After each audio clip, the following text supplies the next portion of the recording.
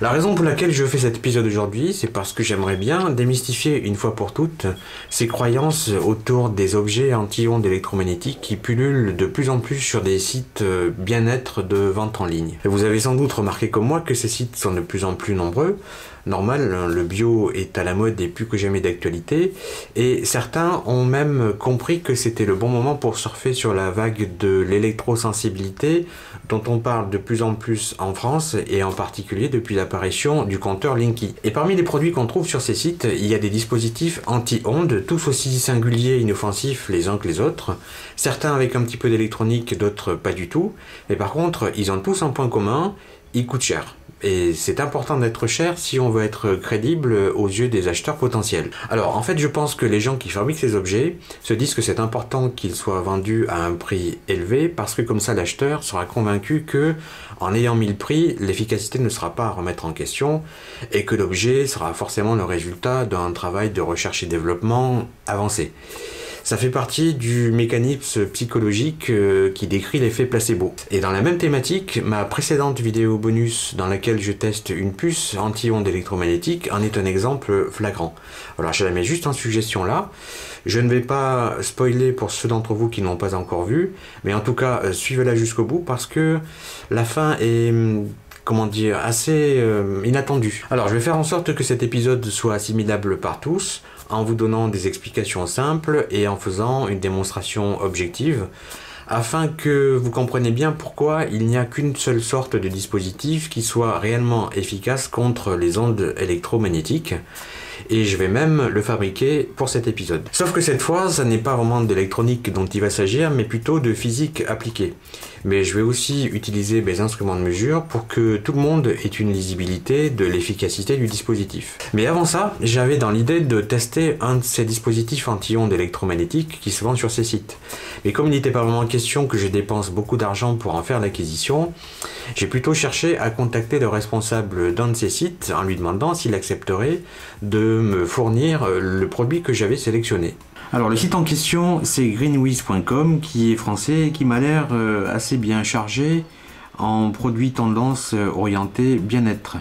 Si je regarde vite fait dans le rayon détecteur et anti-ondes, on trouve pas moins de 18 articles qui brassent un petit peu tous les thèmes, sachant que le moins cher coûte 29,90 € et le plus cher 314,10 €. Mais parmi les produits qui me paraissent être de bons candidats à la démystification, on trouve ce cône CMO MF04, vendu quand même la bagatelle de 189 €, et qui, si on en croit la description, est en mesure de générer une bulle de protection sur 11 mètres de diamètre, environ, ce qui correspond à une surface au sol de 100 mètres carrés.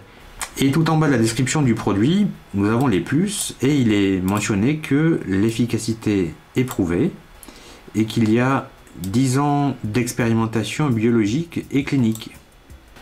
Et justement, quand on fait une recherche sur ces CMO, on converge vers un site français de référence qui s'appelle cemvivant.com. Et rappelez-vous bien de ce nom parce que c'est important pour la suite.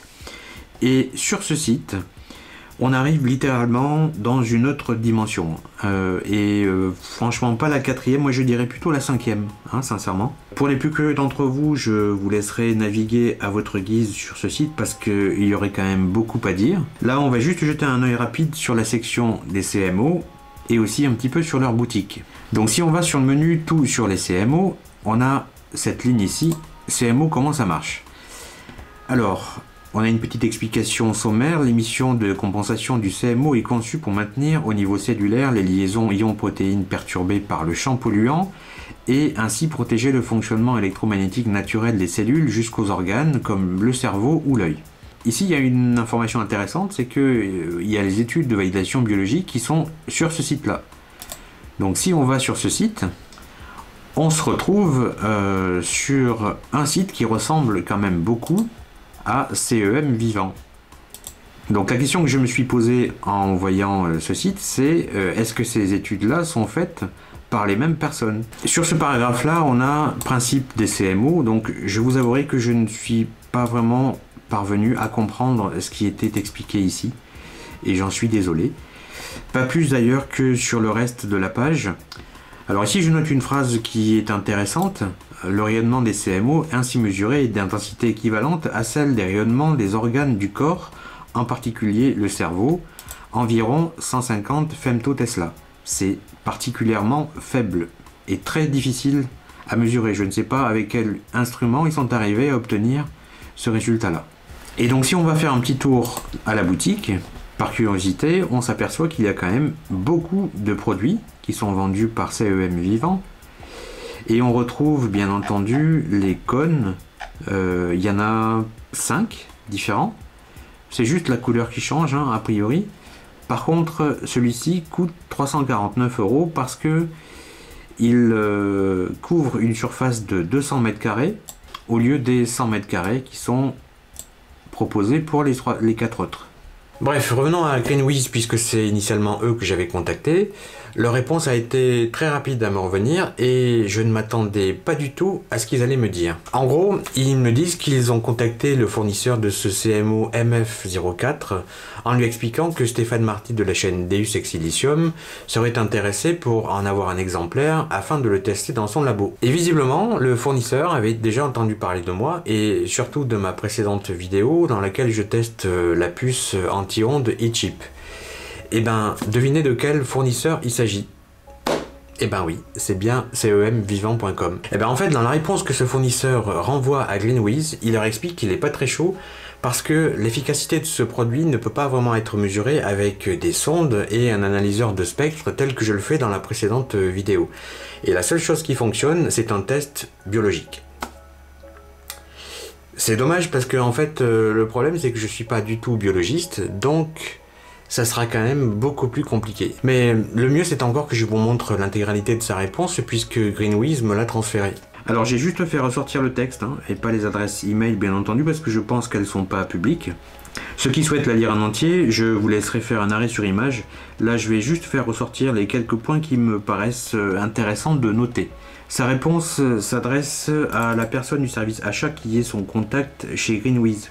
Merci de votre message, je viens de voir sa vidéo. Monsieur Marty fait une bonne analyse électronique, mais il n'y a aucune analyse biologique. Or, les CMO agissent sur le biologique et absolument pas sur l'électronique, puisque le signal de compensation émis par le CMO est de l'ordre de 150 femtotesla, donc environ 1 million de fois plus faible que les signaux électroniques habituels. Donc un électronicien aussi doué et équipé soit-il ne trouvera strictement aucune différence de mesure électronique avec sans le CMO, donc là je pense qu'il voulait dire avec ou sans le CMO. Bon, vous lirez la suite. Ce que je voulais aussi faire remarquer, c'est la dernière phrase. Je suis très content que M. Marty vous ait contacté, mais aussi calé soit-il en électronique, microcomposants et semi-conducteurs, il ne pourra absolument pas, via ces techniques, expliquer le principe de fonctionnement des CMO. Les CMO ne sont pas du domaine de l'électronique. Et cette phrase est intéressante parce qu'ils s'en sont servis dans leur site CEM Vivant. Et si je retourne sur le site, je me suis aperçu qu'ils ont pris la peine de rajouter une section à leur FAQ. Ce paragraphe-ci, réponse aux électroniciens, n'existait pas le jour précédent. Et en fait, ils auraient même pu l'intituler réponse à Stéphane Marty au lieu de réponse aux électroniciens parce que je suis directement visé. Il suffit pour ça de lire le dernier paragraphe.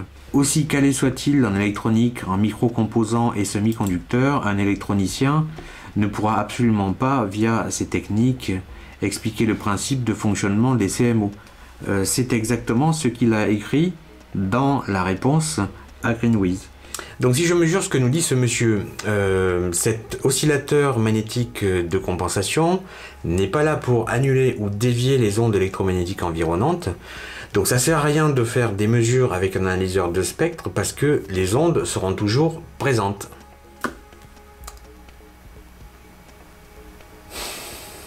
Donc si j'ai bien suivi, il produirait une onde de compensation extrêmement faible. 150 femtotesla, c'est vraiment pas beaucoup. Mais qui agirait sur notre cerveau et notre organisme pour leur permettre de se recaler sur leur fréquence originelle et nous permettre à nous de ne pas subir les éventuels effets des ondes électromagnétiques. Bon, à partir de là, je vous laisse vous faire votre propre opinion sur la question et aller vous documenter sur le sujet si vous avez un petit peu de temps à perdre. Alors, pour ce qui me concerne, mais donc ça n'engage que moi, je suis peut-être un petit peu trop cartésien ou alors, comme pour reprendre les termes de ce monsieur, un peu trop proche de ce qu'on nous apprend à l'école. Mais je considère quand même que si des ondes électromagnétiques environnantes sont mesurables avec des instruments de mesure, ça veut bien dire qu'elles sont présentes dans l'environnement. Et du coup, si elles sont présentes et qu'on nous sommes aussi dans l'environnement, eh ben, on baigne dans ces ondes électromagnétiques. En tout cas, je serais quand même très curieux de connaître le profil type des gens qui sont prêts à acheter ce genre d'objet et surtout comment ils en sont arrivés là. Bref, voilà, j'en ai terminé pour cette partie. Maintenant, on va parler de choses concrètes et je vais vous expliquer et vous démontrer un dispositif qui est réellement en mesure de bloquer les champs électromagnétiques, les signaux ou les nuisances électriques dans un volume fermé. Donc je veux parler de la cage de Faraday. Alors beaucoup de gens en ont déjà entendu parler, mais beaucoup moins en connaissent le principe physique et surtout pourquoi ça a la propriété de bloquer totalement les champs électromagnétiques. Alors techniquement, une cage de Faraday, c'est une enceinte faite à partir de matériaux hautement conducteurs et qui peut prendre une grande variété de formes et de tailles. Elle a la propriété de bloquer ou fortement atténuer les champs électromagnétiques ou encore de nous protéger contre les nuisances électriques telles que les décharges électrostatiques ou encore la foudre. Alors petite explication physique,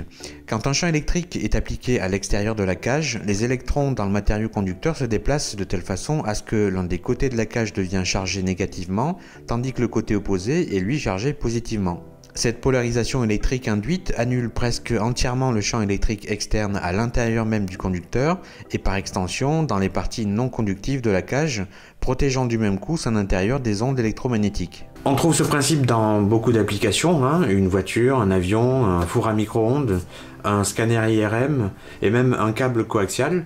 Et on s'en sert beaucoup en électronique pour les blindages électromagnétiques, pour protéger certaines parties des circuits qui contiennent des composants qui sont beaucoup plus sensibles aux perturbations électromagnétiques que d'autres.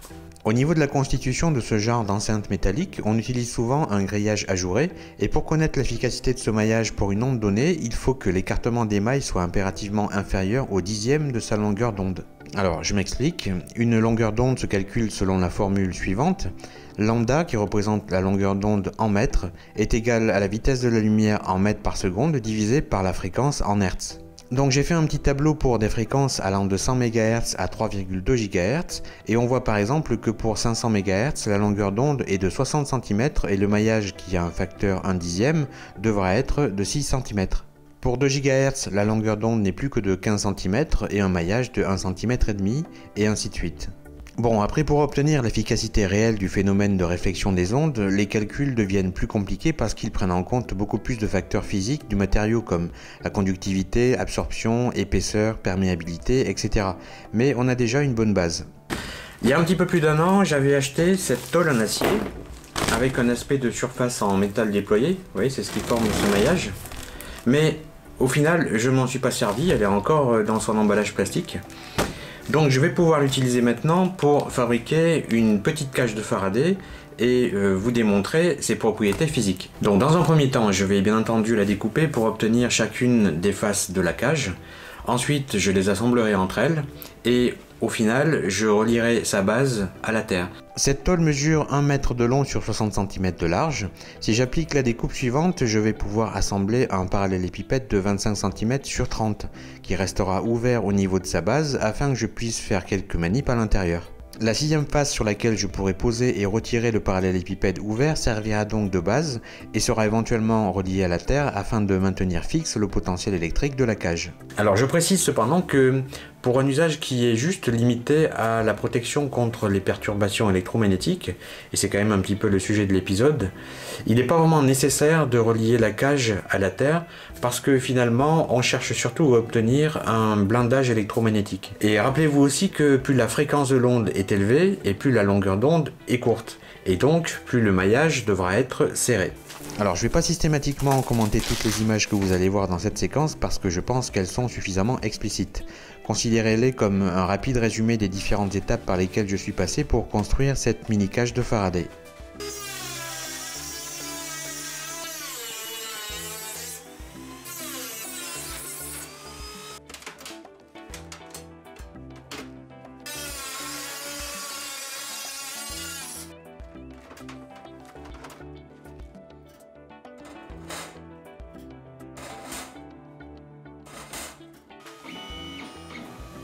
J'ai utilisé l'impression 3D pour fabriquer les équerres basiques qui permettent l'assemblage entre elles des 5 faces de la cage.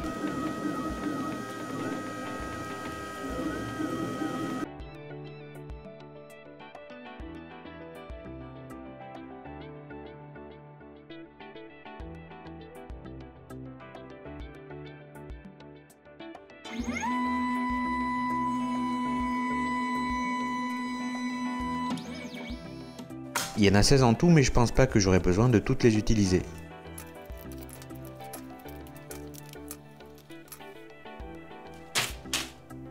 Ici, je vais utiliser un support en polystyrène pour m'aider à maintenir en équilibre deux faces à 90 degrés pendant que je trace les emplacements à percer de chaque côté des équerres imprimées en 3D.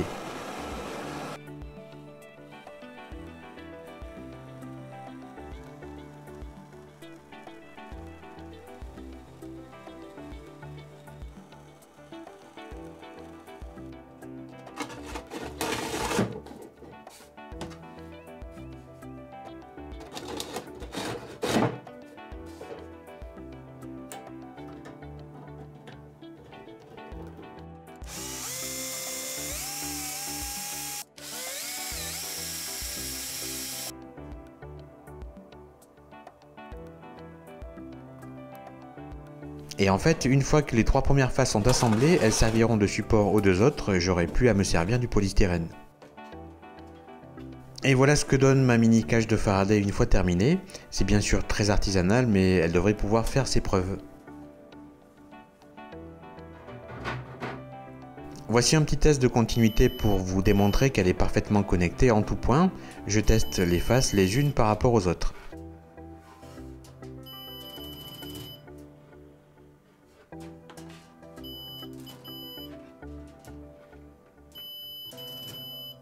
Et d'ailleurs, voici un test rapide de conductivité avec une LED rouge et sa résistance.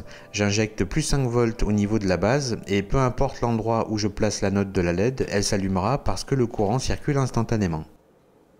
Alors, premier test basique de blocage d'un signal à radio. Ce petit transistor capte une émission sur des ondes FM aux alentours de 80 MHz. Et lorsque je l'emprisonne dans la cage, les ondes ne parviennent plus à atteindre l'antenne du poste radio et ne captent donc plus rien. Et quand je la retire, les ondes arrivent à nouveau à passer. Je vais maintenant utiliser une sonde de champ proche reliée à un préamplificateur qui est lui-même relié à un de mes analyseurs de spectre, et l'UPI qui est ici détecté par la sonde n'est autre que le signal Wi-Fi du labo à 2,4 GHz. Cette lampe boule à plasma dont le principe est basé sur l'effet Corona bien connu génère beaucoup de champs électromagnétiques haute fréquence, surtout émis par sa base. Du coup, je l'ai posée sur la cage et à l'intérieur, j'ai placé la sonde directement en dessous. Et on peut voir sur l'écran de l'analyseur de spectre que la sonde ne capte aucun champ électromagnétique notable. Vous voyez, on est vraiment dans le bruit. Maintenant, je vais retirer la cage. Et regardez bien sur l'écran ce que la sonde va détecter quand je vais remettre la lampe au-dessus d'elle. Vous voyez comment ça s'affole, il y a une nuisance électromagnétique non négligeable à 2 cm sous la base. Eh bien, la cage servait de bouclier électromagnétique à la sonde. Un test maintenant avec 2 petites télécommandes. La première émet sur une porteuse de 315 MHz et la seconde sur 440 MHz. La sonde captera leur signal lorsque je les activerai. On commence par la première. On voit donc la fréquence fondamentale ici et ses harmoniques 2, 3 et ainsi de suite. Pour la seconde télécommande, on voit bien la porteuse ici et les harmoniques correspondantes. J'emprisonne maintenant la sonde dans la cage de Faraday et je recommence l'expérience. J'envoie le signal de la première télécommande, mais la sonde ne capte rien. Puis de la seconde, même résultat. Donc la cage empêche bien les ondes d'atteindre la sonde. Alors j'ai fait un petit aménagement supplémentaire à la cage dans laquelle j'ai rajouté une couche de papier aluminium pour être encore plus efficace sur les longueurs d'onde plus courtes que les signaux qu'on a vus jusqu'à maintenant. Ça va en l'occurrence concerner le signal Wi-Fi, donc j'ai centré la fréquence de l'analyseur sur 2,4 GHz et on peut voir ici une activité par intermittence, c'est précisément le Wi-Fi envoyé par le routeur de mon labo. Donc je referme la cage sur la sonde et on peut instantanément observer sur l'écran qu'elle ne parvient plus à détecter le signal Wi-Fi. C'est normal puisque l'onde électromagnétique incidente émise par le routeur se réfléchit sur la paroi conductrice de la cage et ne peut donc plus pénétrer à l'intérieur. Et à partir du moment où je retire la cage, on retrouve à l'écran une activité électromagnétique autour des 2,4 GHz du signal Wi-Fi. Voilà, je pense que de par ces quelques manipulations, vous avez pu saisir et comprendre l'efficacité d'un tel dispositif. En fait, c'est juste de la physique. Dans le cas de l'électromagnétisme, et de par sa conception, il a la propriété de pouvoir bloquer les champs électromagnétiques. C'est facile à se rappeler, tout ce qui est émis de l'extérieur ne peut pas y rentrer, et tout ce qui est émis de l'intérieur ne peut pas en sortir.